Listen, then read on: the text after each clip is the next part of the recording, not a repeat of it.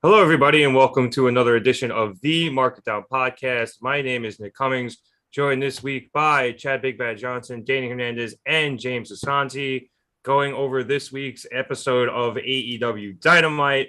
And let's be quite frank here, nobody gave a shit about what matches were on this card or who was saying what except me, the MJF. All we cared about was the fallout from All Out. And I don't know why Tony doesn't call the episode after All Out that, because he brands every other Dynamite, but whatever. So, brief recap here. We will be talking about this more on our episode this week in full, but very obviously, after the All Out pay-per-view, CM Punk had his very controversial and expletive-laden post-match press conference in which he called out Hangman Adam Page, Cole Cabana, the Young Bucks, Kenny Omega, the Elite in total, and just kind of went on a tirade. He called out a bunch of the reporters too. It was not great. And then allegedly, and I guess at this point it's all but been confirmed, there was what has been referred to as a fracas or a melee, and I am getting very big LA Clippers, Houston Rockets vibes. Some of you will get that. Wow, you went back for that. That was good. Oh, that was good. That is still one of the funniest inside the NBA clips of all time, when Shaq and Charles Barkley are laughing that the police were called. But police were not called in this instance. But what ended up happening was the Young Bucks and Kenny Omega reportedly went to confront CM Punk. No one's really sure if they actually kicked the door down or just barged through the door. Either way, a door was opened in some fashion. And things escalated very quickly from there, with people reporting that someone threw a chair that hit Nick Jackson in the eye. Reports where Ace Steel bit Kenny Omega, and it got very ugly. So no one was really sure what was going to happen in terms of punishments, in terms of the title that CM Punk just won, and the trios titles that the Elite had just won. Not to mention CM Punk had gotten hurt during his match with Jon Moxley.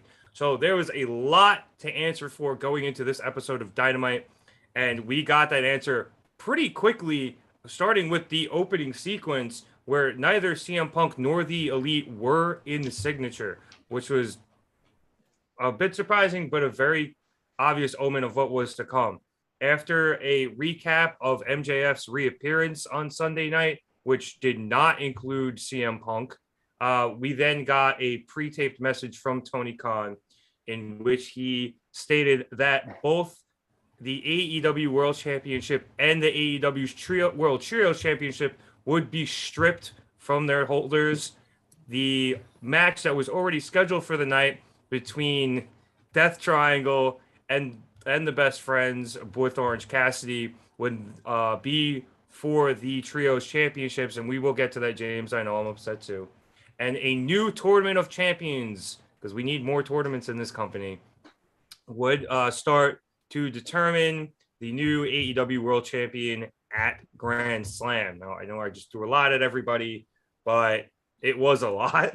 So, Chad, I will go to you. Nice to see you again. I feel like I haven't seen you in a few weeks. I know. Obviously, like I just said, this was a lot. And we are new champions already, which again we will get to. But pretty much everything that happened from All Out was undone, and we have to begin this new era without CM Punk and without the Elite for at least the time being. Yeah. So after a great show, which was All Out, which shouldn't have been 8 hours. However, I digress. Other than that, it was great. Really felt that way. No, honestly, I watched it the day after, and it still felt like it was long as hell, like my whole shift. But anyway, oh man, I'm so exhausted still from the weekend. So much refreshing. I expected this week to be great, and then all this bullshit happens. Let me let everyone know that, yes, when it comes to wrestling, I am an agent of chaos. I love chaos when it comes to wrestling.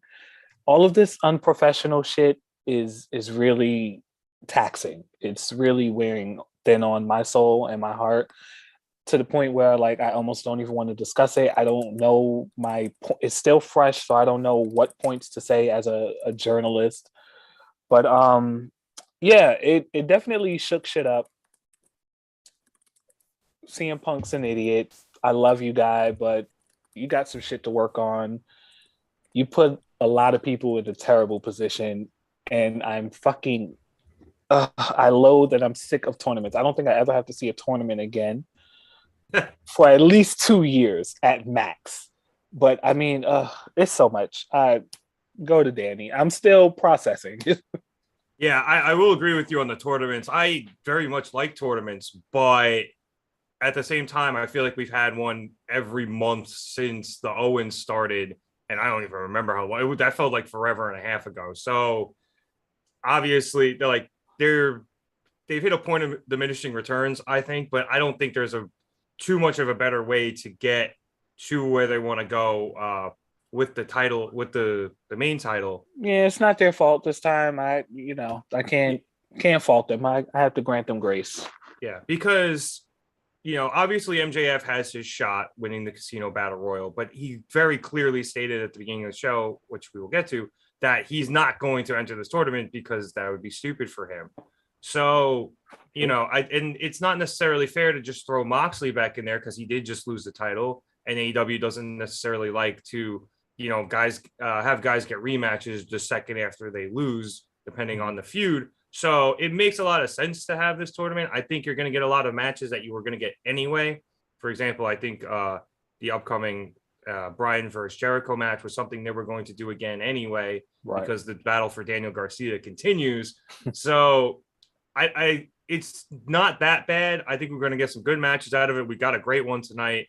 But like you said, Chad, and Danny, I think you agree with this too, the tournaments have become a little redundant at this point. What was the question? I'm sorry.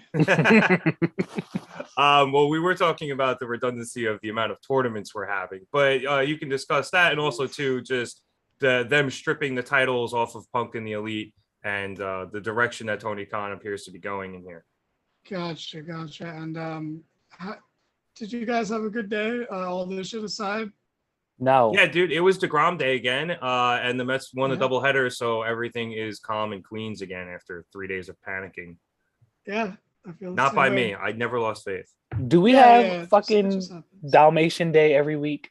DeGrom Day once every 5 days. 5 days. So, yeah, once a week usually. Okay, I just need to know how once aware. A week I sit down.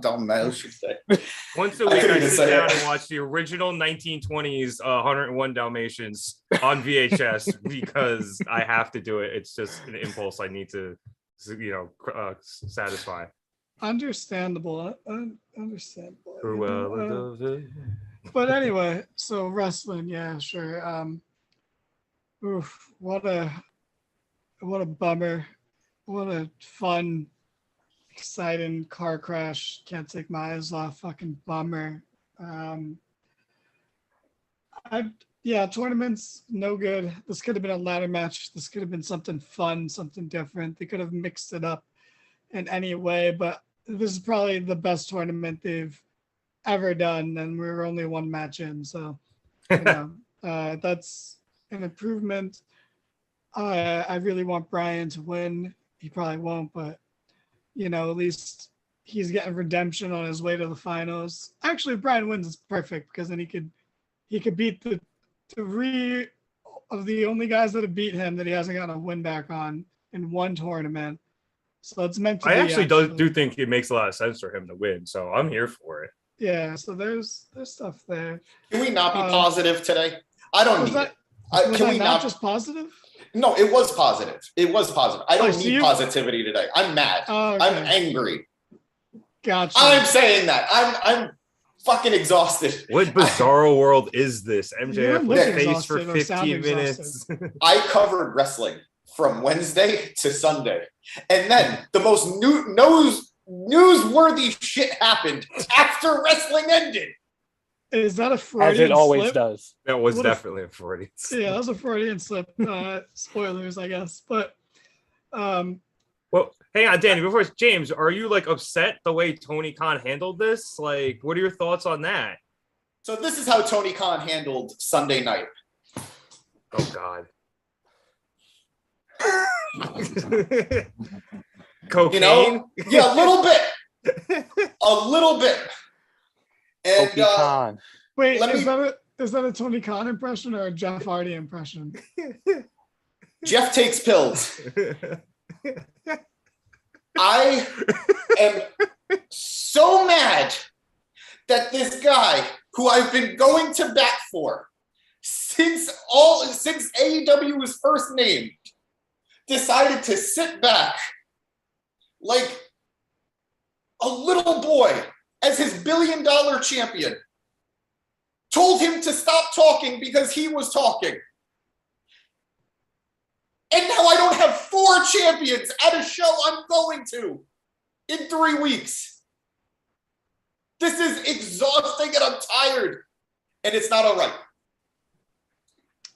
Whew, I'm getting a little bit of a buzz going. I'm trying to. You almost look like, I don't know, Kratos or something from God of War, like with just the whitish beard and the pure white face. So, to quote Max Caster, how are you gonna cheer a white guy doing white face? Like, but yeah, I thought this was handled as well as possible, considering how badly and poorly things were handled 3 days ago. As I think James was saying, it's he put it so well and so clearly, and it's so easy to focus right now. There's nothing distracting going on, and we're all just serious podcasters doing a serious podcast here. But are we just talking about the news, or are we also talking about the opening bit? We're saving the opening bit, right, for right after? Yeah, we're gonna save the opening bit for another minute or two. But like I said, we don't necessarily need to talk about everything that occurred over the week. But just, I guess, Tony's decision to remove the titles from everybody, and then I guess they're suspended now. There have been reports from Sports Illustrated that everybody involved, and then mainly the Bucks and Kenny, obviously there was some other players involved as well, have been suspended. So obviously they're out. We haven't heard anything about Punk or Ace Steel yet. Ace is almost certainly going to get suspended, but Punk, we don't know. Granted, he is hurt, so he's already out, but we don't know if they stripped the title because he's suspended. What was Ace's role in the company before? He was a producer backstage. Backstage producer. Okay, that's his actual. Okay, I didn't know that, but I can't see without knowing everything that happened. It's hard to really judge how good or bad of a decision this truly was.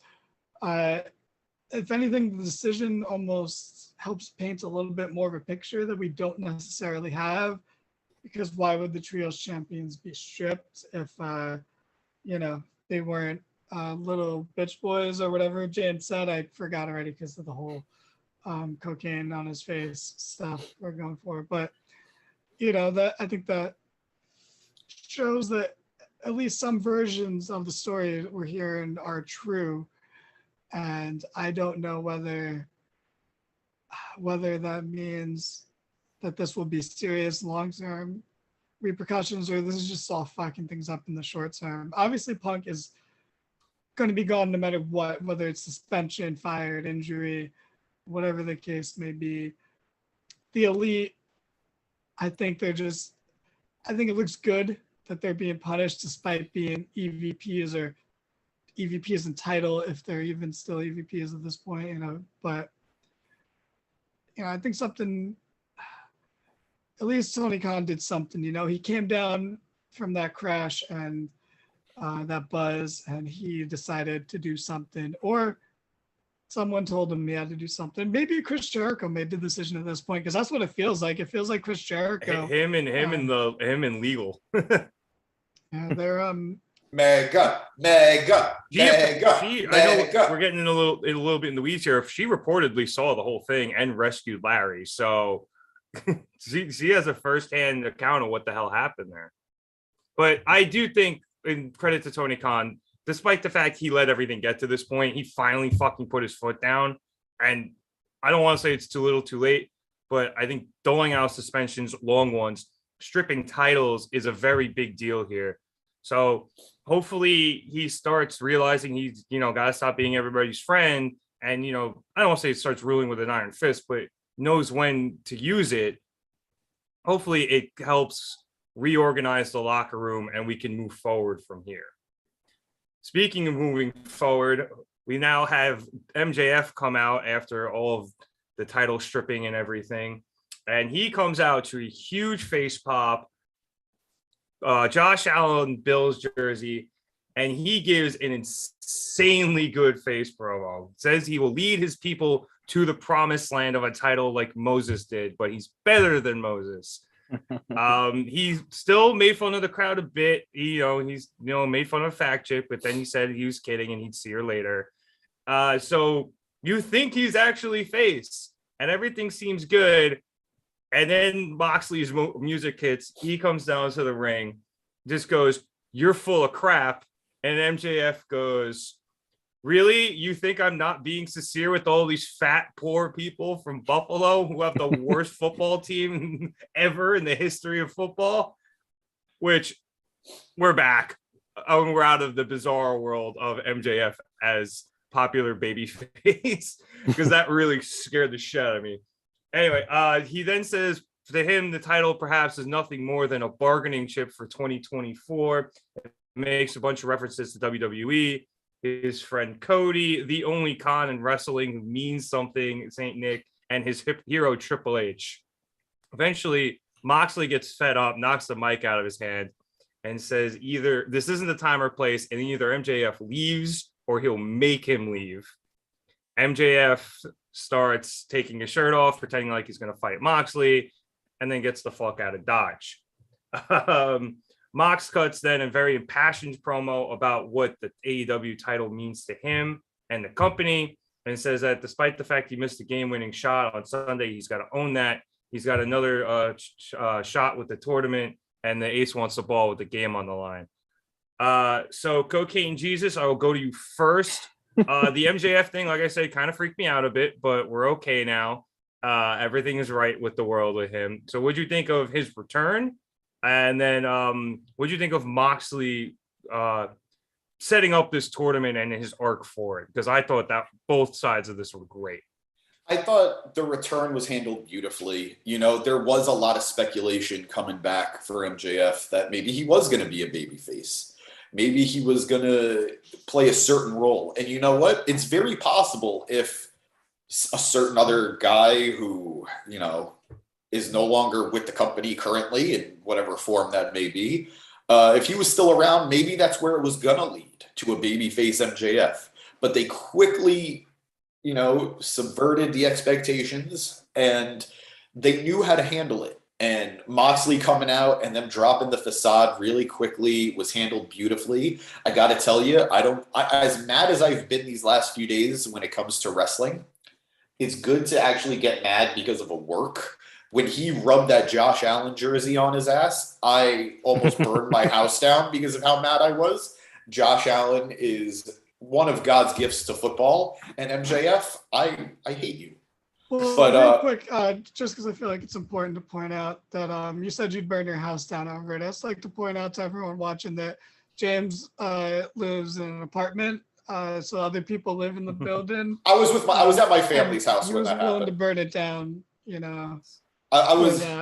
Calm down, Seth Rollins. Okay, we aren't burning anything down tonight. I think Mox did a great job, and I think we all got to give it to Mox. From the moment he walked into AEW, he has made treating that company like a gigantic deal his top priority. There hasn't been a moment where he has made AEW not feel like the best place to work and that title feel like the most important title in wrestling. So I really got to give it to him when there is so much drama going on all around him. People getting fired, people getting suspended, people getting into fights, people not doing what they need to. Even a guy who's had his personal demons, even a guy who who had to leave for a month or two to take care of himself. He never put himself above the job. And I really got to give it to Moxley. I got to give him all the respect in the world for how he's been able to at least partially carry the company on his back. And that's why him being out there, I know Moxley technically, not Moxley, I know MJF was the first face we saw in the ring tonight. But Moxley being the first baby face that we saw to sort of get everybody happy again and to sort of assure us that everything was going to be all right was a great play by the real cocaine Jesus. And I don't want him winning this tournament, but I would love to see him get to the finals.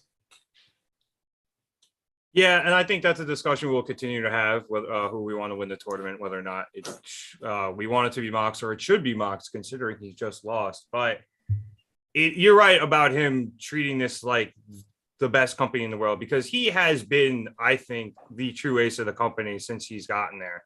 I know he wasn't the first champion, and that was Jericho, but when he got there, I forget, what was that the end of the pay-per-view? I forget what it was, but when he got there, I saw that, James. When he got there, I feel like it legitimized the company to a whole different level, and he has maintained that level for himself this entire time. You know, even when he wasn't there, they did a great job, but there was still something kind of missing, you know. And now that he's back, and you know, he carried the company through their champion being hurt after he already carried the company through a pandemic. Like, Moxley's the guy there, and him cutting a promo like this for me, Chad, like, it just shows how much, you know, it means to him and he means to them. Like, it's such a huge deal for him, and the passion only legitimizes the title further, even though it's coming from a place where we ended up in this absolute shithole and the title got stripped off the champion. Yeah, absolutely. I mean, I think, you know, we all always praise Mox for his promo and mic skills, but I think tonight, when you looked at the bigger picture, you definitely saw that this dude is AEW. He's clearly been holding the company down, and you know, kudos to him, because this is not an easy transition. This is not going to be an easy transition. Like I said earlier, we're absolutely sick of the tournaments. But I mean, Mox is just, like you said, he's the guy. He's definitely a class act. It was refreshing to see MJF. I mean, you know, we saw him at the pay-per-view, but still, this was just... I did miss him a lot. You had... It's like, even if you hate him, you had to miss his presence, because it's so big. I feel like the stage is set now. The tone has been obviously set. And I don't know. I mean, I think they were handed a few limes instead of lemons, and they still made lemonade tonight. So I just gotta, you know, kudos to them for, you know, setting the tone, making the night go by swimmingly. Well, I mean, if life is going to give you lemons and lemonade, just make Sprite, but okay. True. You know, I did also like the promo, Danny, because, you know, with everything that happened, there was some subtle undertones to it from, obviously, MJF was making a bunch of references, but I think Mox did a good job of being, you know, also galvanizing the troops in a way, so to speak, you know, and being like, you know, there's still locker room leaders here, and there are people who aren't going to let this shit stand, and we're going to get everybody back together and back on the same page and help move the company forward and get past everything that happened over the last week. I don't think you needed to put in a way. I think he 100% galvanized whatever's left of the locker room. Great decision wearing a black shirt today, James. But it just adds to this nonsense. You're just like eating it off of your face. It honestly tastes. I poured a lot on the table. Hey, a lot of people, you know, they don't always want to snort. Sometimes you just gotta rub a little against your gums, and that's fine. That's how you know it's real. You know, that's a totally acceptable way to handle the situation. But just remember, kids, the first one's always free. MJF was phenomenal here.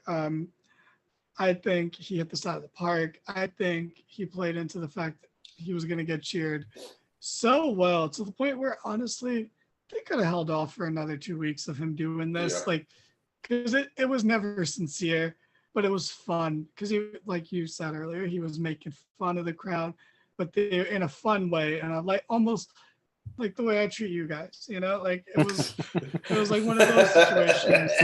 He's like, hey, I know I said a lot of horrible things about this place in the past, and the crowd chanted, "You were right." Oh, great job, Buffalo. Just great. That's how you be a crowd right there. That's absolutely no fantastic. Surprise that Bills fans were a great crowd. Yikes. We gotta see go online and see if there were any broken tables outside the arena before the show started. I'm sure there were one or two. So I thought, MJF did a fantastic job of, because he was doing that, but he was also borderline giving a rah-rah speech at some points.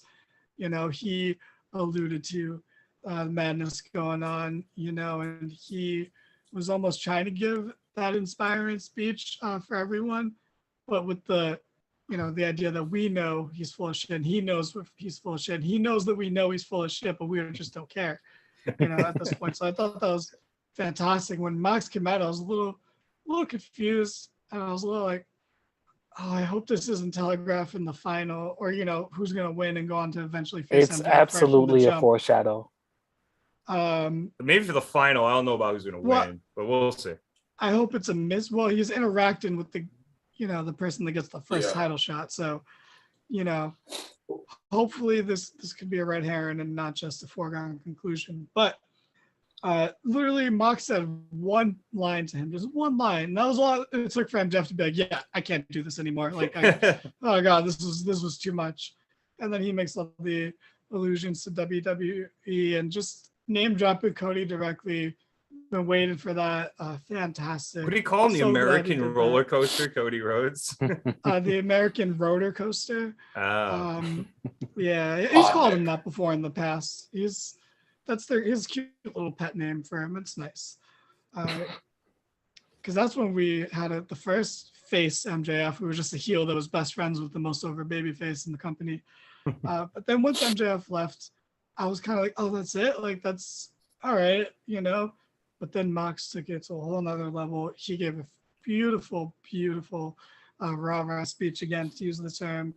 And I think him talking about aces and like leaders and MVPs wanting the ball when the game's on the line is such a good line, because it's so intertwined with wrestling verbiage and lore. But normally here in a negative term, when people are talking about, taking the ball, is usually taking the ball and going home, so for him to use that verbiage, but to spin it in a positive way, to say he wants the ball so he can run with it. I thought that was fantastic, especially considering that Punk and the Elite took their balls and threw them at each other. So beautiful, beautiful promo by both guys. Fantastic opening to really offset the weird emotions that the announcement at the start of the show gave us. Can I speak on one thing about MJF's promo? Yeah, go ahead, man. He said something very interesting to me, and that was how he could have entered the tournament, blah, blah, blah, but he's not going to work harder. He's going to work smarter, because he has that chip that he's going to cash in anywhere he wants, anytime he wants. This is just my bold prediction. There is nothing saying this is what it's going to be, but there's a part of me that wonders if we're going to see that chip used in a Money in the Bank type way, where whoever wins the title at Grand Slam is going to immediately have to defend the title against MJF as he uses that chip. And again, it hasn't been done before. There's no precedent for it. But if they are going to set that precedent, I don't think there's anybody better than MJF to do it. And I don't think there's a better place to do it than Grand Slam. There's going to be a gigantic reaction if it does happen.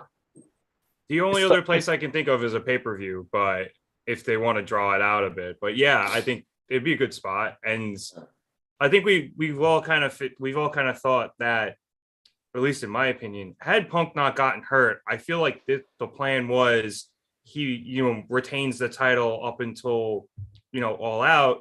He wins against whomever he was facing, and then MJF returns after winning the Casino Battle Royal, and we do the ladder match or whatever, and we just go from there. And MJF probably beats Punk at Grand Slam. Like that seemed like it would have been the plan. And I imagine even with Punk getting injured and coming back and winning the title, it was still the plan that MJF was going to win the title at Grand Slam. So going that route, James, I think Grand Slam is a good spot for it, but they could also draw it out. I do believe the next pay-per-view is Full Gear. Yeah. I don't know when that is. I know it's soon, and I know it's October. In New York. October. Yeah. So you can go for it for another or November. Couple. It might be November, but it's either end of October, early November. Yeah, even if it's another month or so, just to give whoever wins at Grand Slam, a little bit more time with the title. I think I'm okay with that too.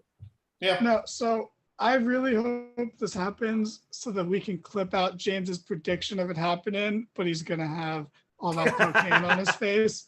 Which, by the way, buddy, you're wasting a lot of that. Like, cocaine's expensive, dude, and a lot of it's just, sitting there. But also, it just keeps falling. It keeps falling into my mouth. Yeah, doing it at Grand Slam is better. Yeah. It's better to have a 5-minute title reign than a 3-week title reign in every situation ever. I agree.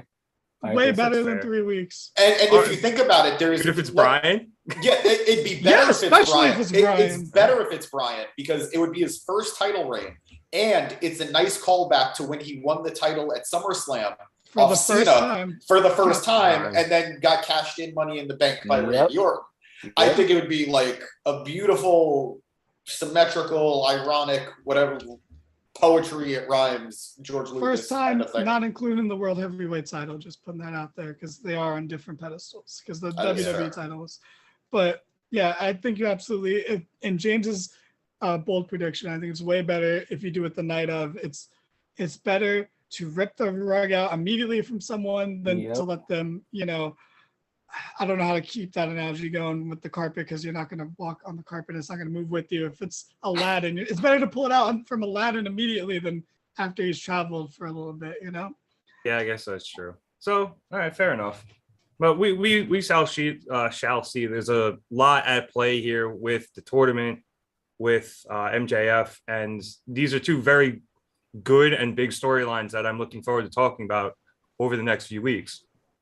All right, so after this, we had the Trios Championship match between Death Triangle and the Best Friends. I know we're all disappointed. What the? And I know I'm pissed. Oh my god! Yo. James is currently the living embodiment of that gif of Elmo doing cocaine. Oh shit! I don't even have to talk him into doing shit like this anymore. He's just stepping up. It was his idea. We got to 100 subscribers, and James has just gone off the rails trying to get the next 100 already. He hasn't even rapped yet. Wait till we get to that. Right. Anyway. How? Before we start. Let it get out of the system. You want to just go? Good. Good. Death Triangle didn't even make it as far as the Best Friends did. How, Sway? When you're right, you're right. They've won gold before. They were tag champions maybe 3 reigns ago. Pac is currently a champion. Is he the first man to simultaneously hold belts in AEW? AEW belts specifically? Yes. Yeah. What the hell? Orange Cassidy has not won a belt in AEW in the entirety of that company's existence. The Best Friends have not won the tag titles once in that company's existence, but they can make Death Triangle multi-time champions? There isn't enough powder on my desk. I was going to say, not to mention too, Cassidy and the Best Friends have had some of the best matches in AEW. You had the parking lot brawl with Proud and Powerful for Best Friends. Cassidy's just Arcade Anarchy. Yeah, that Cassie's had multiple great matches against Jericho, the triple threat for the title against Pac, the first one he had against Pac, which is still maybe my favorite match in AEW history, and his most recent one against Will Ospreay, which stole the show at Forbidden Door and helped catapult Will Ospreay's career to another level. Yeah, I know, right? The dude's in a feud with Kenny Okada. Who? Yeah, I mean, these guys deserved to be rewarded, and I just don't understand why they weren't, which really sucks. But let me just run through what happened really quick. I do want to mention that commentary mentioned Dark Order was unable to compete in the match tonight due to injury. Alex Reynolds did get hurt on Sunday, which sucked, and I guess they were still playing off the fact that Uno was still hurt, and with Hangman in the tournament, Ten was also still hurt, so they couldn't swing it, which sucked. I did enjoy in the beginning. Pac started against Orange Cassidy, but he immediately tagged out because he just refused to wrestle him. There was a great spot in the middle of the match where Pac was beating down Orange Cassidy on the corner, and Danhausen, who was out with the Best Friends, jumped on the apron to curse Pac. Alex Abrahantes comes around and pulls him off the ring apron. Danhausen curses him. Alex is in the Zero Miedo and pushes his face. Danhausen gets mad and just punches him right in the dick, which is just amazing. So he couldn't even curse Alex Abrahantes. Like, the curse doesn't work on anyone. Well, he was clearly cursed because that guy's going to be walking funny for the next few hours. So I think he was up fine, celebrated. I guess it's true. Anyway, he's still probably walking a little funny. Things really got really good towards the end after we had the Chucky T and Trent hug. Trent set up to go for his finisher. James, do you remember what the name of Trent's finisher is? It's the backwards waffle. No, that's Chucky's. Oh, Trent. Trent. Dude Buster. Yeah, okay, thank you. So he sets up for the Dude Buster, but he got double thrust kicked, and then that went into a code red, which is really cool, but he was able to kick out. Trent and Chuck hit both of those moves that we just mentioned, and Trent goes to the pin on Phoenix, and he probably had him, but Pac came out of fucking nowhere to break it up. Orange Cassidy then tries to hype up the Best Friends in a rare display of emotion, but they run right into a couple of super kicks, and then they all get simultaneously Canadian destroyed, which was awesome. And the match ended with Phoenix and Penta taking out Trent and OC on the outside. Pac hits the Black Hour on Chucky T, and we have new champions, which we just mentioned. So James is obviously pissed. Danny, I think you're pretty upset as well, as am I. Like I said, I think the Best Friends in Orange Cassidy more than deserved to have these titles. They've earned it by a lot. They have. They've been there since day one. Not that Pac and the Lucha Bros haven't, but they've already gotten theirs. Like James eloquently and calmly put before, it's just stupid. This company is on such a fucking roll of having the wrong people win. It is absurd. It is crazy how many times they've missed in a row. God damn, like the only one that wasn't a miss was Tony Storm, but even then you could have had Hater do it and people would have been a little happier. Mm-hmm. So like it's baffling. It is just baffling. And I love Pac. I think Pac has been vastly underutilized and should have always been in contention for the world title. But like now at this point, I feel like Jericho's going to win the whole tournament because they just keep having the wrong people win. And, you know, they'll probably be like, oh, Jericho's done such a good job backstage of being a leader that let's just give him the title again. But like, it's absurd. No, but neither the Death Triangle. Yeah, no, I agree with that too. Like, I think I agree that Pac has been incredibly underutilized, and I think Death Triangle to an extent has been too. It took them so long to win the championships, but like the Powder Dog down there said, like they've already had their title reign. Pac is currently All Atlantic champion, and I think he's doing a fantastic job with that. Give these guys the titles; they definitely deserve it. How many times can Orange Cassidy not win the big one? How many times can you expect him to still stay over? You can't beat these people over and over again. And yeah, Chucky T is not someone I take seriously, honestly. I'd never expect him to win matches, but I expect the Best Friends to win matches because he did.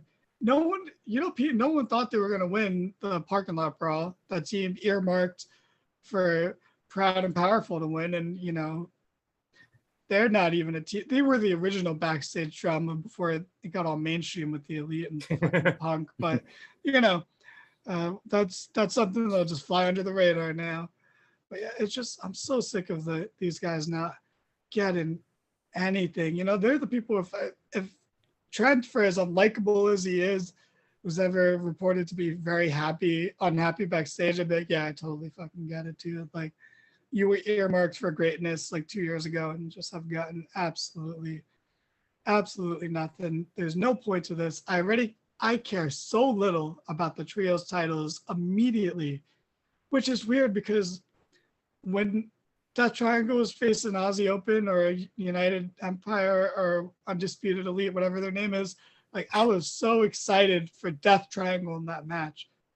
But like just 2 weeks later, I'm like, this is stupid. This is just, once again, if Best Friends had won the tournament from the start, like we said, none of this would have happened. Imagine Orange Cassidy fighting someone backstage.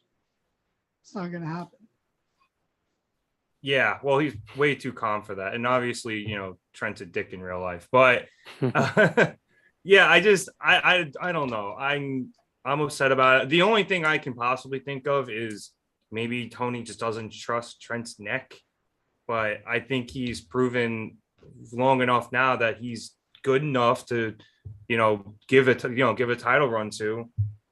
And maybe they go with the quote unquote safer guys because, they've had so many injuries in the past few months that have derailed some titles and led to interim championships. And now we just stripped a bunch of people of them. And it's like, let's give them to the guys who have a track record of staying healthy. And, we'll eventually get these boys the titles down the line when, we believe that Trent's neck is going to stand up on a long enough timeline, James. Oh, wait. I want to say one more thing about this because I forgot. I wanted to mention it from the start, but the beginning of this match, when Penta and Cassidy are facing off, and he does the overdone Zaramiano. He only did it once this match. Twice. Yeah, still. Twice. Oh, you did twice? All right. I'm still over it, but it's one more than most people do their thing, But he does it to Cassidy. Cassidy, you think he's gonna start with the hands in the pocket, but instead takes off the glasses first, throws them to Danhausen, who makes a perfect one-hand catch, like second biggest pop of the night behind, third biggest behind MJF and the Acclaimed. Amazing stuff. Francisco Lindorhausen out there making these Gold Glove catches. Fantastic stuff. Anyway, James, you were saying calmly with no emotion whatsoever. This was a bad idea. No shit, Sherlock. I don't see how. I am understanding the ramifications of my actions, and I have regrets. Are you gonna throw a chair? Man, or your heart was in the right place. Like, oh, I'm on camera. I'm being seen by like over 100 people on YouTube. I got to put on a little makeup, a little powder, to help my face for the camera. It's a learning curve. You'll figure it out. You'll find the right balance. This seems like a gritted death punishment from Levitard show. But there are two positives that I could think of coming out of this result. Oh, so optimistic. One, I think there's a better likelihood that Orange Cassidy is going to take the title off of Pac. Ooh, that's a good point. Like the opposite momentum thing, that match is still most likely happening, and I could see him winning now in a way that I couldn't before. And two, maybe this is me being very, very, very optimistic, but maybe the plan is when the Elite comes back, it makes more sense to take the titles back off of Death Triangle than it does the Best Friends. Bro, those losers aren't getting the title back. They can't win any fights. How are they going to win the titles back? God. But I mean, who knows how long they're suspended for? Who knows when that could be? We could have a title change by that point. I don't know if they're going to be suspended that long, but I do think these are going to be some lengthy suspensions. So, it's difficult to tell. Even if they do come back in a short period of time, do you want to ping pong the title like that so quickly. Yes. So, if it means the Elite getting it back, yes. Fuck Death Triangle right now. perhaps, but then at the same time, are you almost rewarding the Elite? Yes, CM Punk's a bitch. All right, fair play. Chad, we've neglected you there for a bit. What do you got for us on what was a very good match? I know we're a little upset with the results, but this was a very good match, especially towards the end. That's what leaves such a bad taste in my mouth, because the match was so great. It was borderline epic, but I'm so enraged and infuriated. I mean, for fuck's sake, Adrian Neville has the fucking Pacific Ocean title. Yeah, I'm being disrespectful because at this point, you got his name wrong and the title's name exactly wrong. Adrian Neville already has the fucking Antarctic Ocean fucking title. And sorry, I think it's just the Arctic. I'm just so infuriated that I can't mince my words. You only have one ocean left, by the way. Otherwise, you have to start going to the 7 seas. The Indian Ocean, correct? Yep. Yeah. There you go. Anyway. See, American education isn't that bad, people. We know our oceans. So, like, I watched the match, enthused as hell. I thought it was going to be great. The match was great. And if the results were different, it's to the point where, honestly, I hate to say this to my OC fans, but he has to actually sit someone down and have a meeting at this point. I'm not saying he needs to request a release, but like something's got to give. This guy hasn't won a match in like a year and a half. The matches he has won don't count are on Rampage. I don't watch Rampage. He hasn't won a big match in a while. Hasn't won a big match in all year. I've been watching AEW for what, a year and a half now? Yeah, I haven't seen. It feels like the last big one he won was the Jericho match where he punched him into the vat of orange juice. How long ago was that? It was still in Daly's place. So it's been a minute. It feels like that. I'm probably wrong. And somebody in the comments will probably be like, he won this match. And that's probably true. But it feels like that's the last really, really big match he won. Even though he's constantly over and he constantly has great matches with people like Will Ospreay and elevates them, you gotta win, man. People are gonna start to lose belief and hope in these people if they don't win at least every once in a while. Exactly. Him versus Will Ospreay to me was the best match I've ever seen in AEW, past or present. Yeah. How does this guy continuously lose? How? I actually take OC and Ospreay over Kenny and Bryan, but like I don't get it, man. I'm infuriated just internally. I'm not as emotional as James, but yeah, man, this sucks. Whatever. And I like Death Triangle, but I hate to hate them, but it is what it is now. Yeah. I don't think anybody is as emotional as James right now, but absolutely not. Literally, I can't feel my face right now. So yeah, I didn't. Honestly, I thought you had given up and went to go wash it off there for a second. When I do a bit, Nick, I am committed. Full commit. All right, full commit. Committed. All right, let's move on. No regrets. No, not even one letter. Let's move on. We had a backstage interview with the Dark Order where Jose, the assistant, came over and once again tried to sign 10, but Evil Uno reiterated his position that the Dark Order was not for sale. Silver laughed at Jose and said, "Your last name is the assistant," and pushed him away. To which Andrade and Rush came over. Andrade says he wants to talk to 10 directly. Silver gets in his face, which pisses off Rush, and Andrade backs them all down and leaves. Then coming back from commercial break, we had a recap of the women's title match from Sunday, focusing on Britt screwing over Jamie Hayter, in which we were shown a backstage clip of Britt trying to apologize to Jamie as she left, and Jamie just blowing her off and telling her not to talk to her or follow her or anything. So I think they originally showed that on Countdown to Dynamite. So, which honestly, if you don't watch that, you don't have to. They tend to show a lot of the good stuff on Dynamite itself, but there is some really good nuggets in there. So you have the time, and you should check that out. This was followed by the only other women's segment of the night, which was Toni Storm versus Penelope Ford in a title eliminator match. At least it wasn't in the usual segment right before the main event, but whatever. It's still only one segment. Thanks, Tony Khan. And also, it is really nice seeing Tony Storm with the title.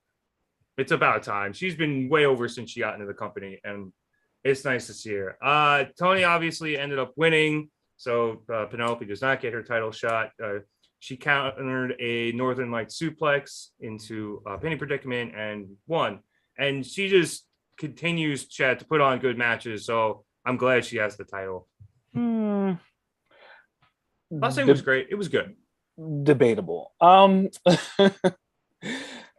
got excited because, you know, everyone knows I love women's wrestling, unlike Eric. Make sure everybody adds him. But I was excited. I thought this was going to be cool, and it kind of just dampened my mood a little more. I said last week, very controversially, that I thought Toni Storm was mid, besides the fan base. She gets the pops. I know I'm breaking your heart, Rev. I know you. I was just thinking you're lucky I wasn't here last week. I apologize because I know you're like high on her, and I was as well. I was high on her for a while as well, and I do think she's great personality wise, but I just week by week as it's progressing, I'm seeing that the in-ring is just not really matching up as well for me. It could have been Penelope. Let's blame Penelope so that we can give Rev what he wants. But this match kind of didn't work for me. I haven't seen Penelope in months. Yeah, she just came back from injury. So yeah, she didn't look great. Tony didn't look great. Disagree. Strongly. Go ahead, James. No, I want Chad to finish, but strongly. I'm absolutely done. I mean, the match didn't really do anything for me. Sorry. I will jump in then. I got to give it to Penelope Ford. As someone, I was not a big fan of her before she was injured. I saw the improvement, but since she's returned, she's wrestled a few matches, and I'm really seeing an upped game from her, in my opinion. Especially early on in match, I was seeing her give a lot of good movement, and I think she's got a much better handle on what she wants her character to be. And I would not put the title on her anytime soon, but I do think that this is an example of letting someone grow, giving them the natural time to grow, and we're starting to see the dividends from that. I don't know where she can go from here. If AEW did have a women's tag division, I think pairing her back up with Bunny would be great for both of them. But if she's going to stay on her own, just keep the path, let her continue.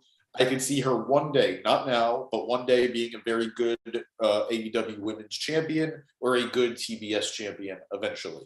Yeah, I was going to say, I think her trajectory in the short term is the TBS title whenever Jade ends up losing it, which maybe never. Who knows? Never. They're going to Roman Reigns her at this point. So I'm with you, James. I've definitely seen a lot of improvement in Penelope. It's nice to see her back. It's good to see her with Kip again as well, because after he got hurt, they were separated for a while, even though they have the same record right now. Yeah, so there you go. Her and Kip. Her and her husband, Kip Sabian. Alrighty. So, I mean, look, like I said, I like both these people. It's good to see them on TV. The match, it did its job, Danny. And, what else am I supposed to say? It is good to see them on TV. I definitely give you that. Yeah. Not to mention, I don't mind looking at Toni Storm ever. Okay, well, bonk. Chad, you're wrong, but that's fine. Like, it's okay. I'm not gonna give you a hard time about it. Dragoon and our chat, you in one chat, you said Tony's fun, but she's not amazing in the ring. Penelope Ford is great though. That doesn't make any sense. I know what you mean, but it's great. Yeah, Penelope Ford's improved, so I'm not gonna crap on her. And I don't even like Toni Storm that much, but here I am having to defend her constantly. But also this match, although I will say, to be fair, I didn't think the match ended with a botched DDT. She was trying to do it looked like the Mickey James DDT Yeah. Which inherently is a botched DDT, because even the way Mickey does it, it looks bad, like a botch most of the time. We're not doing that. No, it's true. I'm not saying it's Mickey's great, but like her DDT, like it's almost the motion of it looks like a botch and doesn't always make the right sound that you want from a move like that. Like it's not like Mickey's bad. Mickey's fantastic in ring. It's just that's just the way that type of DDT looks half the time, because the girls lifting Tony or Mickey in this case vary in size and strength, and sometimes it looks rough. I'll allow it. Isn't it also the Dolph Ziggler DDT? No, Dolph has like the satellite one where he hesitates at the top. Yeah. And then goes. Yeah, Dolph always looks like he has gone too far, and thank God the other person's there to catch him. Yeah. I think she uses a bunch of DDTs. Tony does, but I think she tries to use the pendulum DDT when she's using it as a finisher, or if she's not using Storm Zero. She's used it off the rope a bunch, but this time like it was literally just the Mickey James one where she just kind of jumped a little bit and turned. But that was not a great finish. But this match wasn't designed to be anything amazing, because Penelope Ford, as good as she has come a long way, she shouldn't be having a super competitive match with the newly crowned champion. So this is one of the few times where having a shorter women's match makes sense, and I think is the right move. Now, the right move would also been having another women's segment match on the show, but you got to deal with the fallout of all these grown men fighting. Fallout of all out. You said the thing. Everybody drank. All right, all out boy. So yeah, fine stuff. I spent more time on it than the match was at this point, but yeah, I'm not shitting on Penelope. I'm just defending Tony. No, I think what you said makes sense. Like the place just wasn't the card. It was a cool down match, as annoying as that gets with the women always getting them. But it did follow a really, really good match. They got a good amount of time. I think it was about 8 minutes, and part of it was during the commercial break, but okay. They got good time. And Penelope, in a title eliminator match, I think she got in enough where she looked good without Tony looking, like a chump. So I think this dude did its job, and everyone came out looking fine. So that's pretty much all you need to say about that. After that, we had 2.0 backstage promo talking about Parker's FTW title match against Hook, because I know they're not 2.0 anymore. I just don't know what to call them. They don't have a tag team name right now. Yeah, they don't have a tag team name right now. It's Daddy Magic and let's see, Angelo Parker. Yeah. It's 2.0. So anyway, you're not gonna do an impression?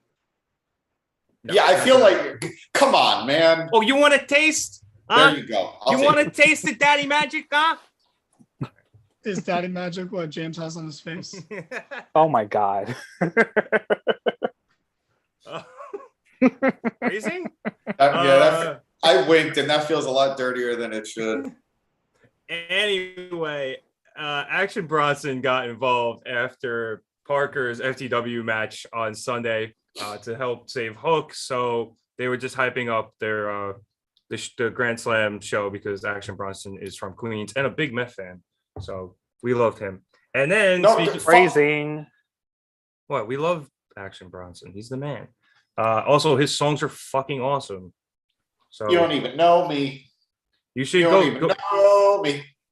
He's got a song on I think Blue Chips 2 where he raps over tequila. It's amazing. And he shouts out Jones Beach Field 6. Anyway, speaking of rappers, next we have The Acclaimed. And in the biggest heel move of all time, right as Max is about to start rapping, Swerve interrupts. Oh my God, just absolute booze. He got a full-blown asshole chant. I'm so mad at him. Anyway, this is all coming after earlier in the night when it was announced that once again the Acclaimed will be challenging for the AEW Tag Team Championships at Grand Slam. So we're very hyped about that. They better fucking win there. Swerve says some shit. Billy Gunn interrupts him and says it's clearly no longer Swerve's house. It's Daddy S's house, referring to the chants from Sunday. Again, shout out that Chicago crowd during that match. And then Bowen says they'll win back the titles at Grand Slam because of all the people, because everybody loves the Acclaimed. Danny, since I normally go to you first for Acclaim business, we don't have a rap to rate, which is unfortunate, but you can go ahead. Swerve should be fired. I said that in the group chat. I did. He's got to go. You know, of all the people to get fired from this week, it's got to be Swerve. It's 100%. Absolutely has to be Swerve. Bro, I heard there's a spot in Hit Row that's vacant. Bro, you can throw all the chairs you want. I don't care. Man, Swerve is the biggest asshole in wrestling. All right. What he did was worse than Cody leaving AEW for WWE. What he did was worse than whatever Vince McMahon did. What he did was just, oh God, put him in a cell with Velveteen Dream, man. He's a monster and he needs to be locked up. And it's just not okay what he did. But I will say, I am genuine. I haven't bought tickets to Grand Slam yet, despite us mostly live in New York, except for someone. But you know, I'm not saying who. It's James. Say who. But no, he doesn't live in City Island anymore. He's one of us. But I am legitimately buying tickets to go watch the Acclaimed win the tag titles. Just for that alone, I don't. If things didn't happen the way they happened on Sunday, I wouldn't be going for CM Punk this time. Just this time. Any other time. I wouldn't be going for the Trios champions, the Elitist or whatever their names are. I wouldn't be going for anyone but the Acclaimed winning the tag titles. It's going to be this beautiful, cathartic moment. I might cry. I don't even know. It's just, it's so good. And just hearing that they're still that over, the pop they got, it's them or MJF for biggest pop of the night. And it's like not even close, especially because Moxley, who normally gets one of the biggest pops, interrupted MJF. So the crowd was a little hesitant about cheering right away. They were a little like, what's he going to say? So I am still there. I'm so glad they're going this way with Swerve, who even though I like him, I think he just is going to be so much better as a heel. Yeah, I think it's natural so heel. good and fascinating that Lee was not out there. Yeah, because Lee is not a heel. Lee is a face. He is just friends with a guy who's always been a dick, but he is now just starting to realize it. And I can't wait to see how that plays into things at Grand Slam. I am so pumped for that. I stopped taking notes on the show after this. I don't care as much about anything else. I cannot wait for Grand Slam. Luckily for us, I continued to take notes, so we can keep going here.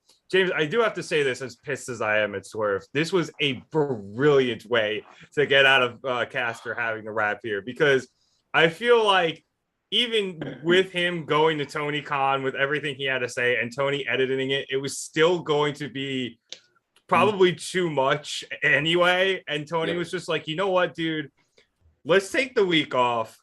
Let's let everything cool down a bit. You can say, I'll give you a little more leeway next week, but this week we got to be careful here. So let's just have us get out of it by just making Swerve look like even a bigger asshole.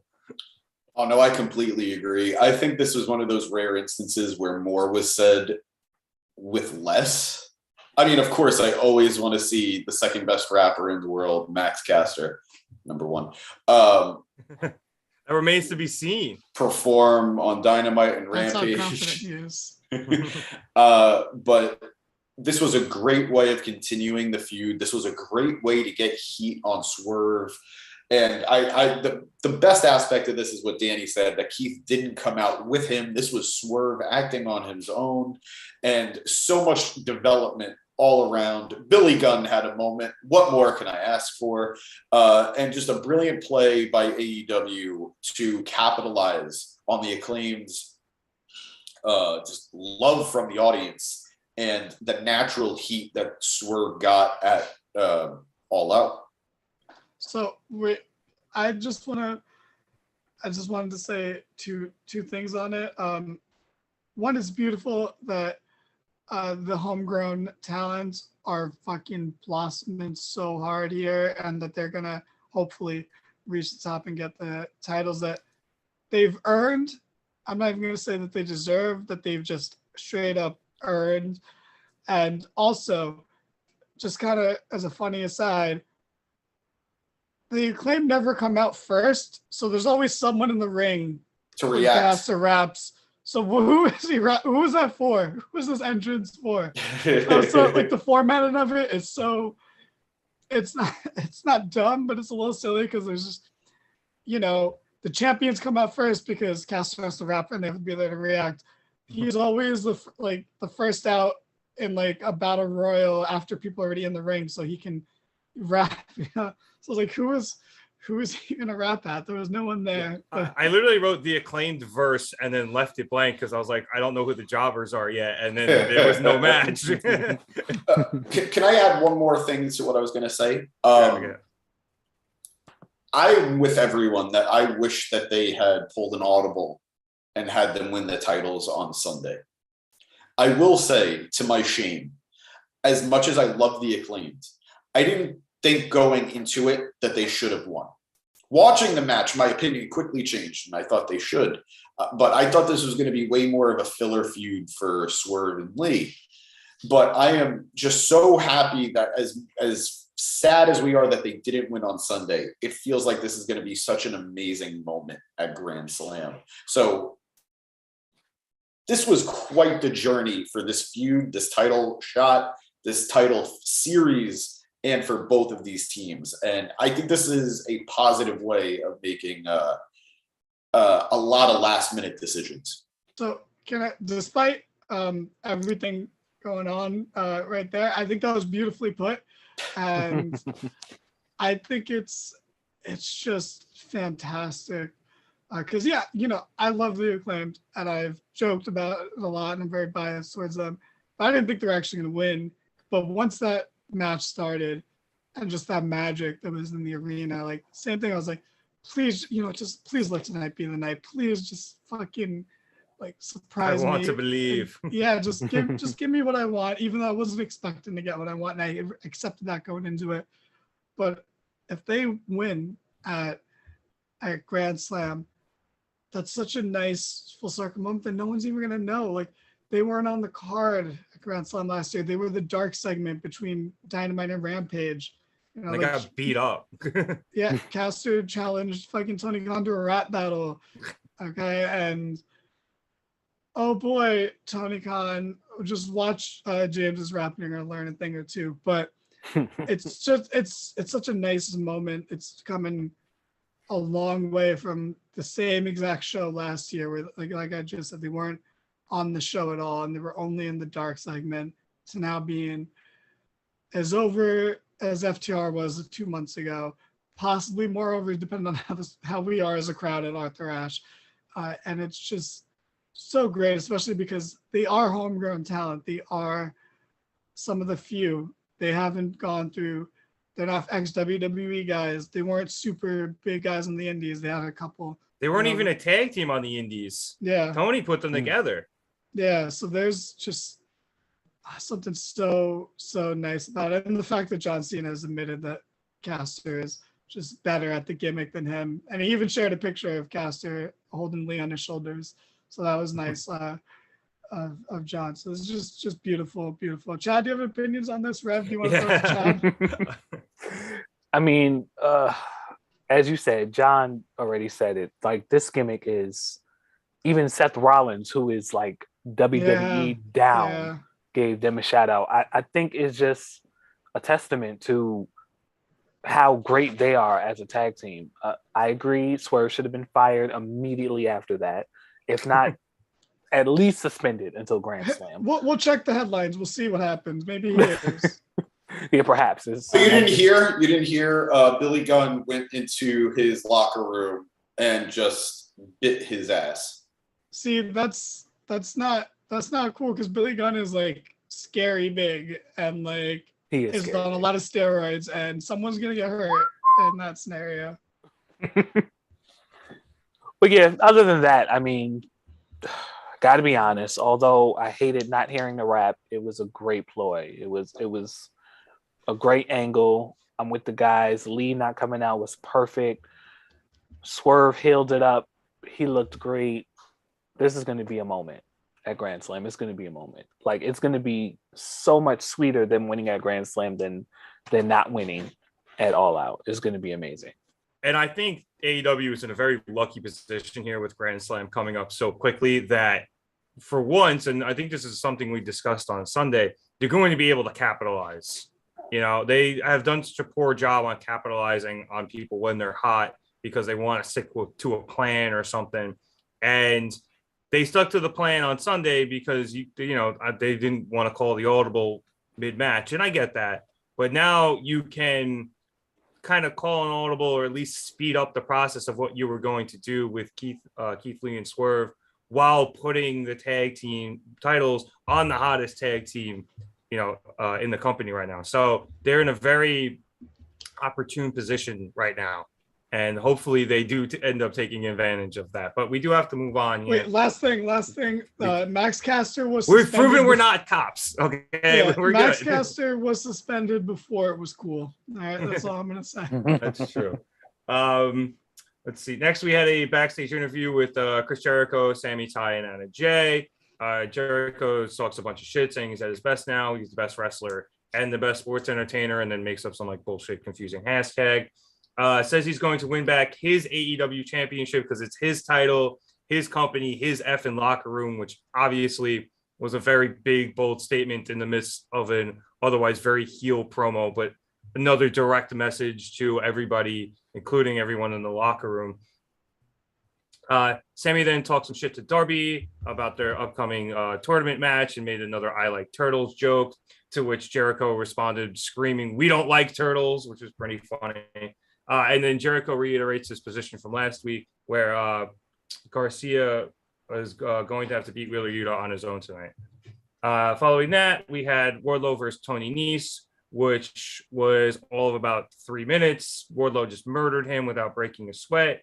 Then he grabbed a microphone and told off all the people on the internet who said that his momentum had died.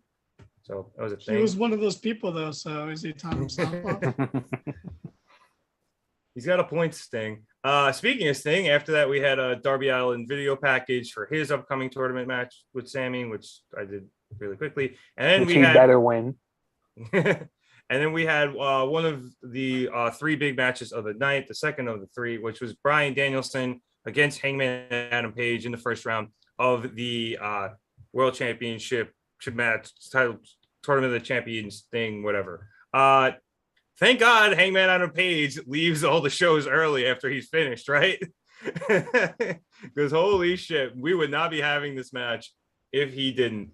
And for the record, he leaves so he can go home and go to his wife and kid. He doesn't just leave because he fucking hates everybody. But I want to start this by saying Regal saying hello to Excalibur is my new favorite running joke in AEW and is the best one since Miro's very flexible wife. The things Regal is saying to him are amazing, and it is borderline sexual harassment, and it's but it's okay. I don't know why I'm Regal's cheering, British. but it's funny. Well, Regal said he's British and he can get away with it, and he's absolutely fucking right. I believe he's called Excalibur a buttercup today and said he wanted to rub his petals all over his face or something. The other day, I don't know what it was on. Maybe it was on Rampage. You're like cotton candy, and I want you to melt in my mouth. Yep, that was a real good one. So where is HR when you need it? Dealing with They're dealing with a lot right now, Chad. They're dealing with a lot. Anyway, this match started with Hangman stepping in the middle of the ring, seemingly to shake Bryan's hand, but Bryan waves him off. Honestly, I didn't take a lot of notes in this match just because I was so enthralled by it. It was really good. It was really hard hitting. Everything we expected from the third match of these guys. A lot of, these two guys, it's their third match. They know each other well. Michael Cole, TM. So it was just all the time. But this was great. It was long. It was almost a half an hour. I think it went about 25 minutes. it ended with Hangman hitting a apron power bomb on Bryan, and then hitting the moonsault off the top. The Orihara moonsault. He gets Bryan back in the ring, sets up for the buckshot, goes for it. Bryan is able to duck it. Hangman bounced off the rope, and Bryan uses his momentum for an Okada roll and gets the win. So I thought a very smart win out of here. I don't think anybody kicked out of a finisher, which was cool. Bryan hit the Busaiku knee at one point, but Hangman ended up rolling out of the ring due to the momentum and it being hit in the corner. So just honestly, good match all around, James. Obviously, great storytelling. I would expect nothing less from these two guys. And Bryan moves on to the tournament, which I think we all think is the right play here. Clearly, Tony started to come down and was starting to think a little more clearly. I'm not happy. All jokes aside, I'm really not happy coming out of Sunday, going into today. It's been an emotionally tough day or few days to be a wrestling fan, specifically to be an AEW fan. Because the Acclaim didn't win the tag titles, yeah. That was definitely part of it. Part of it. But I've really been disappointed, and I've been struggling to think of a bright side. That said, if there is a bright side, it is the possibility that Bryan Danielson will win the AEW World Championship. This match was fantastic. I am very happy. How weird is it now that we're in the third match of Bryan Danielson and Hangman Page, and they're even?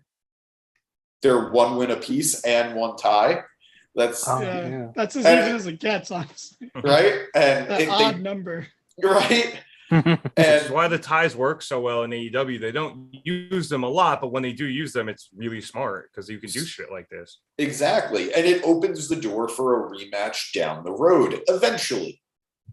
And I love that as hard hitting as this match wasn't won with a move. It wasn't won with a submission. It was won with a smart pin by the smart veteran.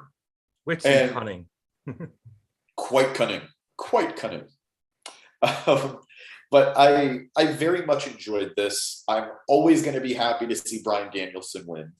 As a Hangman fan, I do think he's been a little directionalist lately. I definitely think from a storyline point of view, he is going to be affected by what happened with the Elite and Punk, because it feels very clear he was going to be interacting with the Elite a little bit more down the road. Yeah. So let's see how that's going to affect him and his story. Especially after, he lost with the Dark Order, it's a very disappointing thing for him. Yeah. And I do think this is going to play into that as well. I still think you're going to end up with maybe not a depressed Hangman again, like we saw, a few years ago, but I think, these back-to-back big time losses are going to play a lot into his psyche and his character moving forward. I think so too. And I'm very much looking forward to it because Hangman is, as we've seen, one of the better storytellers in the company, especially over a long term. So very excited for both of these men coming out of this tournament match. I think this is one of those rare instances where a loss does more for a certain wrestler than a win would have. And I do think Hangman losing was the right choice, just as Bryan Danielson winning was the right choice.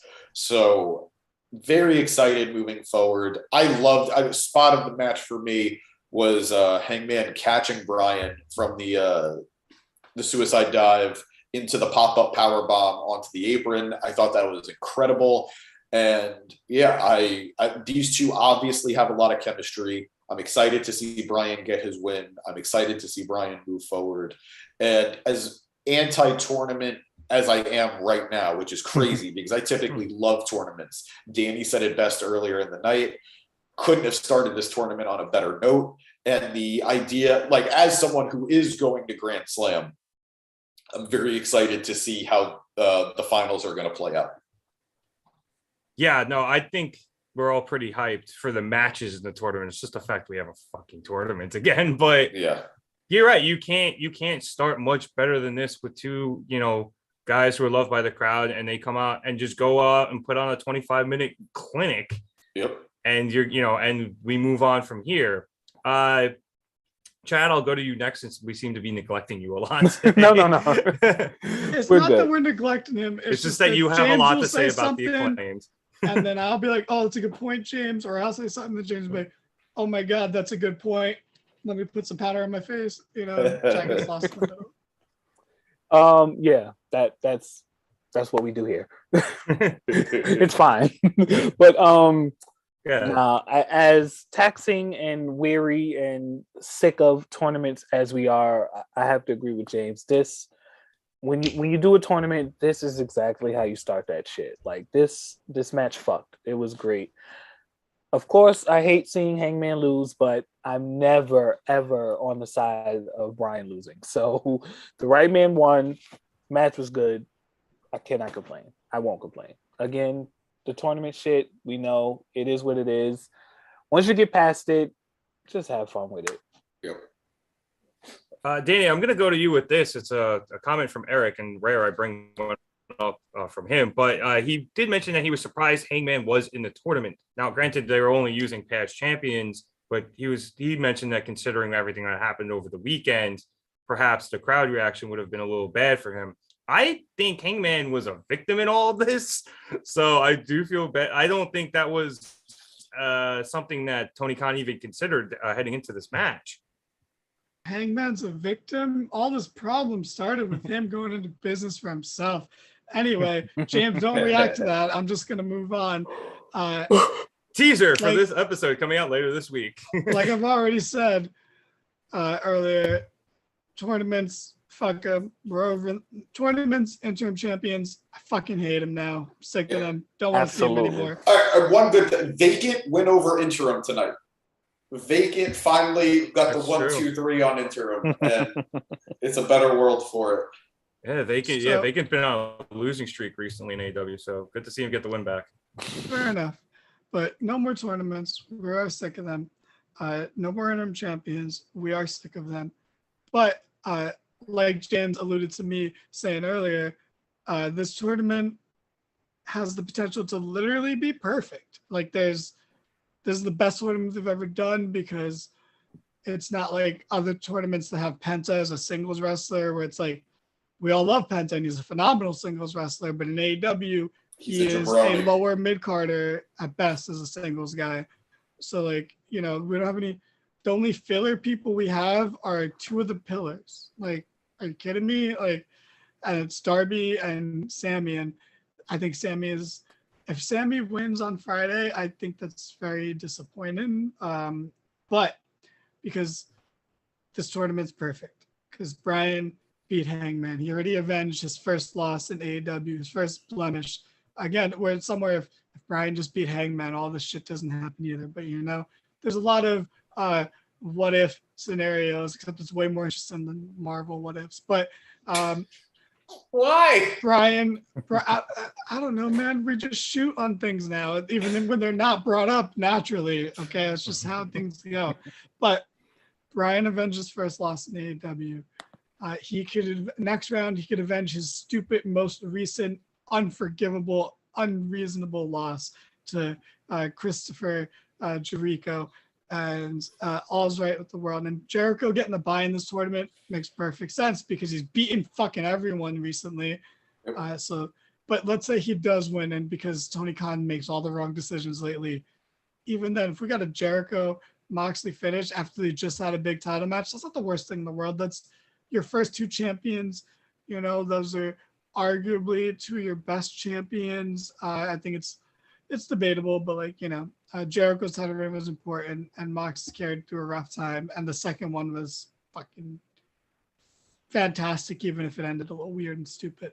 Yeah. So there's so many scenarios, but let's say semifinals, we get Darby versus Moxley.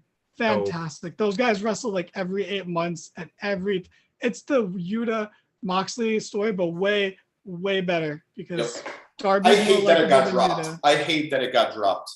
Yeah. For so long, I should say. Yeah, but I don't mind because the same thing way Darby and Cody would separate for a long time and come back together. This feels similar. So, if Tony Khan had some balls, he could be like, I'll put fucking Darby over Moxley. Imagine a Darby Bryan match, something I never thought about ever. But if that happened, it's fantastic. But That in would the be most amazing. likely scenario, we're gonna get Bryan versus Moxley, which is fantastic because that's another stupid loss Bryan took that he shouldn't have taken, but was the most necessary of the three so far that he could avenge in this tournament. But having that as a finals and Grand Slam as a main event, oh, that's fantastic. To be honest, their pay-per-view match was fine, but it was a match where they have way more in the tank and they're just not going to blow it all in the first match because they're not dumb. Bryan is a very smart wrestler, and Moxley, I'm sure didn't bleed as much as he wanted to in that match. So having that as the finals, it's like, honestly, that's better than what we would have had, whatever the main event of that show would have been, which unless the main event was going to be the Acclaimed versus Swerve and Arguello, then obviously that should still be the main event because who fucking cares about the world title at that point. We've never had interim tag champs. We just had one transitional reign, but fantastic. So this tournament goes so well together, and this match was fantastic. I haven't talked about the match at all, but that's because I'm excited for this tournament that I hate's happening. I hate that this tournament's happening, but I'm so excited for. There's so many great moving parts in this that if Tony lays off of what James just took a hit of not too long ago, he can think about it and he can craft something beautiful over the next 2 weeks. So many stories. This was a WWE back against the wall sort of move right here, where they actually pulled out something great. I agree. So this could be so good.